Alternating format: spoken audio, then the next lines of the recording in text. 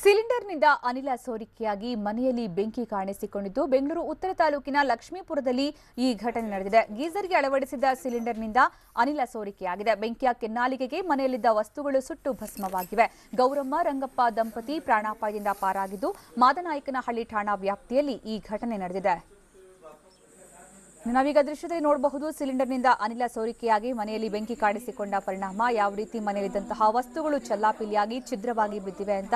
Gas ಸೋರಿಕೆಯಿಂದ ಆಗಿರುವಂತಹ ಘಟನೆ ಇದು. ಮನೆಗೆ ಬೆಂಕಿ ಬಿದ್ದಿದೆ.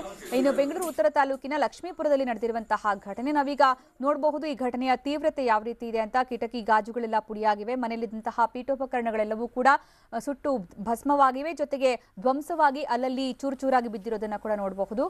ಲಕ್ಷ್ಮೀಪುರದಲ್ಲಿ ನಡೆದಂತಹ ಘಟನೆ ಇದು. ಇನ್ನು ಗೀಸರ್ಗೆ ಅಳವಡಿಸಿದ್ದ ಸಿಲಿಂಡರ್ನಿಂದ ಈ ರೀತಿ ಅನಿಲ ಸೋರಿಕೆಯಾಗಿದೆ ಅಂತ ಹೇಳಲಾಗಿದೆ. ನಾವೀಗ ನೋಡಬಹುದು ಕರ್ಟನ್ ಯಾವ ರೀತಿ ಸುಟ್ಟು ಹೋಗಿದೆ ಅಂತ. ಬೆಂಕಿಯ ಕೆನ್ನಾಲಿಗೆಗೆ ಮನೆಯಲ್ಲಿದ್ದಂತಹ ವಸ್ತುಗಳೆಲ್ಲವೂ ಕೂಡ ಸುಟ್ಟು ಭಸ್ಮವಾಗಿವೆ. ಇನ್ನು ಈ ಮನೆಯಲ್ಲಿದ್ದವರು ಗೌರಮ್ಮ ಮತ್ತೆ ರಂಗಪ್ಪ ದಂಪತಿ.